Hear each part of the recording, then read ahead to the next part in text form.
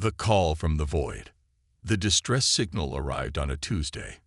Commander Ilara Vega stood motionless before the central display aboard the UES Harbinger, Earth's foremost deep space monitoring station. Around her, the bridge crew worked in tense silence, their faces bathed in the blue glow of their terminals. "Play it again," she ordered, her voice steady, despite the chill crawling up her spine. The signal manifested once more, not as sound, but as a pulsing pattern of light and energy that defied conventional communication protocols. It danced across the screen like liquid lightning, beautiful and terrifying in its complexity. "Origin point confirmed, Commander," Lieutenant Cade reported. "Signal emanates from the Cygnus Void, approximately 16 light-years beyond our farthest outpost." Ilara's eyes narrowed. The Cygnus Void was precisely that, a vast emptiness where stars refused to form, where survey ships reported strange gravitational anomalies, and where sensors routinely failed. Humanity had declared it off-limits after 3 exploration vessels vanished there without a trace. "Analysis?" she asked. Dr. Imari Chen, the station's xenotechnology specialist, stepped forward. Her fingers trembled slightly as she manipulated the holographic interface. "It's remarkable," she said. "The signal operates on 17 simultaneous quantum frequencies, technology we've only theorized about. Whoever sent this is centuries beyond our capabilities, and it's definitely a distress call." Ilara pressed. Chen nodded. "The mathematical sequence is unmistakable, a universal pattern recognized across cultures. Someone is calling for help." Ilara felt the weight of command settle heavily on her shoulders. In the 15 years since humanity had ventured beyond their solar system, they had encountered only 3 alien species, all primitive compared to Earth's technological development. The idea of contacting a civilization far more advanced was both exhilarating and terrifying. "Alert Earth Defense Command," she decided. "Priority Alpha." Within hours, Ilara found herself facing the grim faces of the United Defense Council, 12 men and women who control humanity's military might, their holographic projections arranged in a semicircle before her. "You're suggesting we deploy a battle fleet based on an alien distress call from a restricted zone?" Admiral Hayes asked, his weathered face creased with skepticism. "I'm suggesting we respond to a cry for help," Ilara countered. "If a civilization with this level of technology needs assistance, the threat they face could eventually reach us. Or this could be bait for a trap," General Yoshida interjected. "The Cygnus Void has swallowed ships before." The debate raged for hours. Ilara understood their caution. Earth had fought hard for its place among the stars. After the resource wars of the 2180s had nearly destroyed the planet, humanity had emerged united but paranoid, building their interstellar presence behind the shield of overwhelming military power. What the Council didn't know, what only her closest confidants understood, was Ilara's personal stake in this mission. 10 years earlier, as a young lieutenant, she had encountered something in the darkness between stars, an entity that had saved her ship from a catastrophic drive failure, communicating through patterns of light eerily similar to this distress call. The encounter remained classified, but it had shaped her career and her conviction that not all that waited in the void was hostile. "The Genesis fleet is prepared for deployment," she told them finally. 12 warships, including the dreadnought Prometheus. "We can reach the signal source in 8 days at maximum burn." Admiral Chen leaned forward. "The Genesis fleet is our most advanced battle group, Commander Vega. If we commit them, and this goes wrong. If we ignore this, and it comes to our doorstep later," Ilara cut in, "we might not get a second chance." In the end, it was not her arguments but the signal itself that decided the matter. As they debated, the transmission changed, growing more urgent, more complex. The mathematical patterns began conveying specific information: star charts, navigational markers, and what appeared to be damage reports. "They're dying," Dr. Chen whispered, analyzing the new data. "Whatever's happening, they're losing the fight." The vote was 7-5 in favor of deployment. Within 12 hours, the Genesis fleet assembled in high Earth orbit, a collection of angular, obsidian-hulled warships bristling with railgun turrets and missile arrays. The Prometheus led the formation, 4 kilometers of concentrated human technological might. As Ilara took command of the flagship, she felt the strange dual burden of hope and dread.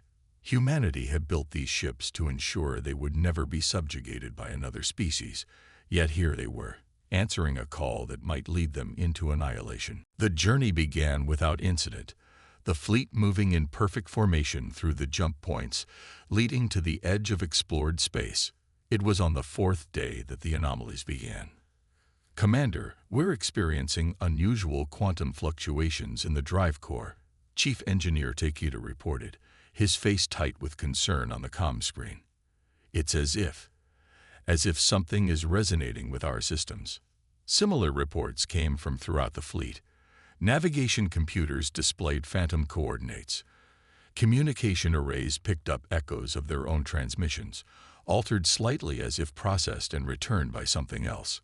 Crew members reported dreams of crystalline cities and vast, incomprehensible entities. Ilara recognized the signs. The same phenomena had occurred before her previous encounter. Something was reaching out to them, testing, probing, perhaps preparing. "Maintain course," she ordered. "Whatever's happening, it's connected to our destination." On the 8th day, they arrived at the coordinates indicated by the distress signal. The fleet dropped out of FTL, weapon systems automatically priming as sensors swept the surrounding space. Before them hung a massive structure, a ring of iridescent material nearly 20 kilometers in diameter. Within the ring, suspended in a web of energy, floated hundreds of crystalline vessels of varying sizes. Most showed signs of catastrophic damage, their beautiful structures fractured and dark. "Life signs," Ilara demanded. "Faint readings from approximately 30 of the vessels," reported Lieutenant Cade. The rest appeared derelict or dead. As they approached cautiously, one of the intact ships detached from the formation and moved toward them, a teardrop of translucent crystal that pulsed with internal light. It was dwarfed by the Prometheus, yet Ilara felt a profound sense that they were in the presence of something ancient. "We're receiving a transmission," Communications Officer Rivera announced. "It's not using any known protocol, but somehow our systems are translating it." The main view screen flickered, and Ilara found herself looking at a being unlike any she had encountered. It appeared vaguely humanoid, but its body seemed composed of crystalline structures and flowing energy rather than flesh. 3 luminous orbs arranged in a triangle served as its face, pulsing in patterns reminiscent of the original distress signal. "We are the Luminae," came a voice directly into Ilara's mind, bypassing her ears entirely. "We apologize for calling you into danger, but our need is desperate, and your species has uniquely suitable characteristics." "What happened here?" Ilara asked, struggling to maintain her composure against the alien presence in her thoughts. "The harvesters came," the entity replied, projecting images that seared themselves into her consciousness. Vast black shapes moving through space, consuming everything in their path. "They feed on conscious thought, on civilization itself. We fought, but our weapons were ineffective. We are philosophers, explorers, not warriors." The being's light dimmed momentarily. "Your vessels, however, they contain something the harvesters fear. What could we possibly have that would threaten something capable of this destruction?" Ilara asked. The answer came with crystalline clarity, filling her with both pride and horror. "Unpredictability. Creativity. Contradiction. Your species harbors chaos within order, a paradox the harvesters cannot process. We sensed this unique quality when your kind first reached beyond your solar system. It is why we called to you specifically." Before Ilara could respond, alarms blared across the bridge. Lieutenant Cade's voice cut through the chaos. Multiple contacts emerging from the far side of the void. Massive energy signatures, like nothing we've ever encountered. The view screen shifted to show them hundreds of vast, angular constructs of impossible darkness, moving with terrible purpose toward the fleet. They seemed to absorb light rather than reflect it, their surfaces shifting and flowing like oil. "They have returned to finish their harvest," the Luminae entity communicated. "We have brought you into their path. We are sorry." Ilara stared at the approaching armada, understanding at last why the Genesis fleet, humanity's deadliest creation, had been summoned across the stars, not just to save a dying civilization, but perhaps to protect all conscious life from a predator it had never evolved to resist. She opened a fleet-wide channel, her decision already made. "All ships, battle formation Delta. Prepare for engagement." The Forge of Vengeance. The Genesis fleet moved with practiced precision, spreading into a three-dimensional defensive screen around the wounded Luminae vessels. Humanity's warships seemed primitive compared to the crystalline alien craft, their hulls scared and utilitarian, bristling with weapons designed for one purpose: survival at any cost. The harvesters approached in eerie silence, their black forms seeming to tear holes in space itself. Conventional sensors struggled to track them, reporting contradictory data about their size, mass, and energy signatures. "They're not just ships," Dr. Chen whispered, studying the readings from the science station. They're like mobile event horizons. Physics breaks down at their boundaries. They exist partially beyond your perceivable dimensions," the Luminae explained, its telepathic voice resonating in the minds of the command crew. "They harvest consciousness by drawing it into the void they carry within themselves. Your weapons will pass through them, as if they were shadows." Ilara's tactical display confirmed this assessment as the first salvos from the fleet's railguns and plasma lances dissipated harmlessly against the approaching enemy. The harvesters didn't return fire. They didn't need to. 3 of the smaller human vessels that ventured too close simply went dark, their crews falling silent mid-transmission. "Pull back to secondary positions," Ilara ordered, fighting to keep the desperation from her voice. "Maintain distance from the enemy vanguard." As the remaining ships regrouped, Ilara turned to the Luminae representative, now physically present on the bridge, its crystalline form hovering above a specially prepared interface platform. "You called us here because you believed we could fight these things," she said. "Tell me why. What do we have that you don't?" The aliens' luminous sensors pulsed rhythmically. "Your minds are chaotic, unpredictable. The harvesters feed on consciousness, but yours resists their digestion. It poisons them." "You're saying they can't eat us?" Lieutenant Commander Rice asked incredulously. "They can consume you, but your consciousness causes them discomfort, like a toxin. It is why they avoided your sector until now.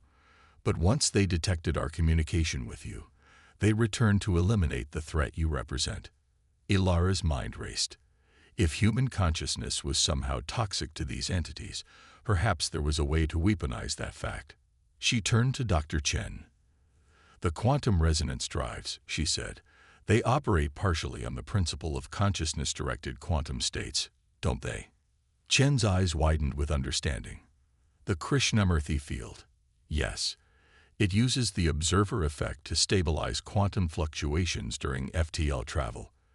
But Commander, if you're suggesting what I think you are, can we modify the drives to project those fields externally, to force our consciousness patterns into their dimensional space?" The science officer paled.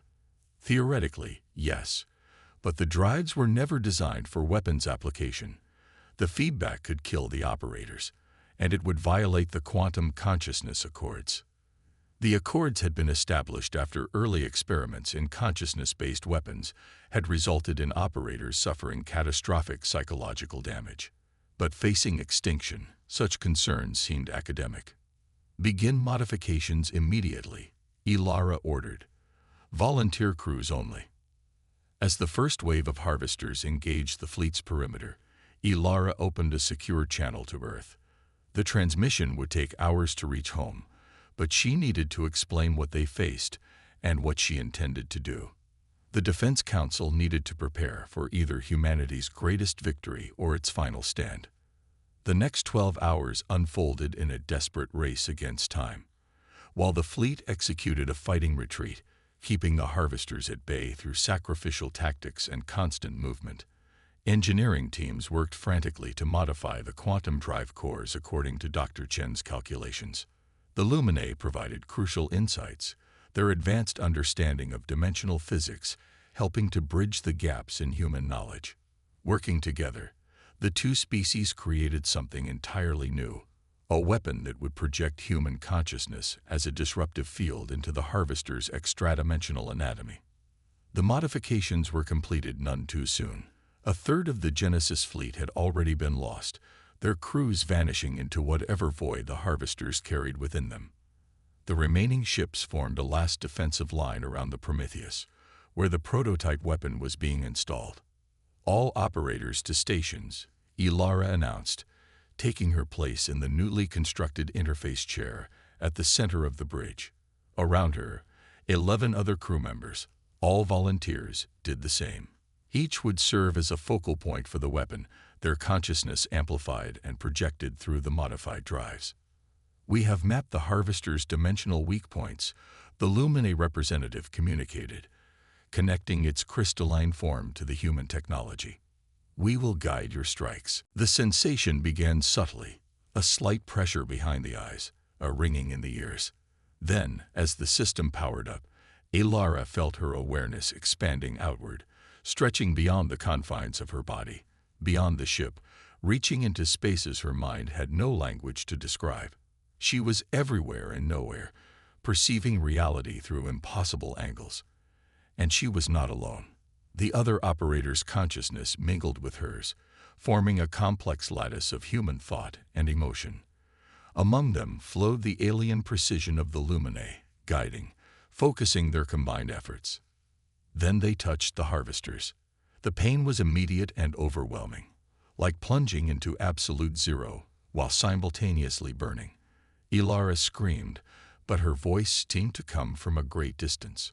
Through the agony, she perceived the harvesters for what they truly were: ancient, hungry voids, entities that had evolved to consume the light of awareness itself. But they had never encountered anything like human consciousness, chaotic, contradictory, simultaneously rational and irrational. Where the Luminae thought in crystalline patterns of perfect logic, humans dreamed in paradoxes and impossibilities. This fundamental difference made human minds toxic to the harvester's digestion. "Push harder," came the Luminae's guidance through the maelstrom of sensation. "Your consciousness is like acid to them." Ilara gathered her will, focusing on her core memories. The fierce joy of her first spaceflight, the crushing grief when her sister died in the resource wars, the complex love she felt for her crew. She projected these contradictory emotional states into the void-like anatomy of the nearest harvester. The effect was immediate. The massive entity convulsed, its perfect darkness fracturing with lines of painful light. Around the fleet, other harvesters reacted similarly as the combined consciousness weapon took effect. They withdrew from the human ships they had been engulfing, their fluid movements becoming erratic. "It's working," Chen's distant voice reported. "Their dimensional stability is collapsing." Through her expanded awareness, Ilara felt the desperate countermeasures of the harvesters, attempts to shield themselves, to adapt to this unexpected attack. But human consciousness was too unpredictable, too filled with contradictions to be defended against. Where logical patterns could be countered, chaotic human thought proved impossible to anticipate. The fleet pressed the advantage, the modified ships advancing in formation. At the center of each vessel, volunteer crews projected their consciousness outward, guided by Luminae navigators, through the non-Euclidean dimensions where the harvesters partially existed. The largest of the enemy constructs, a void ship the size of a small moon, turned its attention directly to the Prometheus. Ilara felt its ancient awareness focus on her, a predator's cold calculation suddenly tinged with something new. Fear. "This one is their leader," the Luminae communicated. "Destroy it, and the others will retreat." Ilara gathered the combined consciousness of her crew, focusing it into a sphere of pure human thought. All their fears, hopes, dreams, and contradictions compressed into a single strike. As the massive harvester engulfed the Prometheus, she released their combined mental assault directly into its core. The void ship shattered like glass, fragments of absolute darkness exploding outward before dissolving into nothing. The backlash of its destruction swept through the modified interface, overwhelming the safeguards. Ilara felt her consciousness snap back into her body with brutal force. Blood streamed from her nose and ears as she fought to remain conscious. Around her, other operators were in similar states, some unconscious, others staring blankly as their minds struggled to reconcile the impossible spaces they had briefly inhabited. Through the view screen, she watched as the remaining harvesters retreated, pulling back from the battlefield with uncharacteristic haste. They slipped into the deeper regions of the void, disappearing from conventional sensors. "Did we win?" Lieutenant Cade asked, his voice hoarse. "Not a final victory," the Lumine representative answered, its crystalline form dimmed with exhaustion. "But you have given us something we had lost. Hope. The harvesters can be fought. They can be driven back." In the days that followed, as the fleet tended its wounded and repaired what damage it could, a new understanding formed between humans and the Lumine. The crystalline beings possessed knowledge and perspective spanning millions of years, while humanity offered innovation and unpredictability the ancient species had never developed. The Genesis fleet's return to Earth was not the end of the story, but the beginning of something greater. The Defense Council, after reviewing Ilara's reports and the Lumine's testimony, made an unprecedented decision: to share the consciousness weapon technology with their new allies and to establish a permanent defense force in the Cygnus void. The harvesters would return. Predators always did. But next time, they would find not just humanity's deadliest fleet waiting for them, but a new alliance forged in the crucible of that first desperate battle. As Ilara stood on the observation deck of the rebuilt Prometheus, watching Earth engineers and Lumine artisans working together to create ships that combined the best aspects of both civilizations, she reflected on the strange path that had led them here. A distress call from the void had nearly led to destruction, but instead had forged humanity's place among the stars. "We answered a cry for help," she told the Lumine representative floating beside her, "and found our purpose." The crystalline being pulsed with gentle light, and we called for salvation, only to discover we needed to be awakened. Perhaps that is the true nature of consciousness, not merely to exist, but to transform through connection with others. Together they watched as the first of the new hybrid vessels took shape in Earth's orbit, its hull bearing the insignia of both species, a reminder that in the darkness between stars, the light of consciousness, however different its forms, was worth fighting for.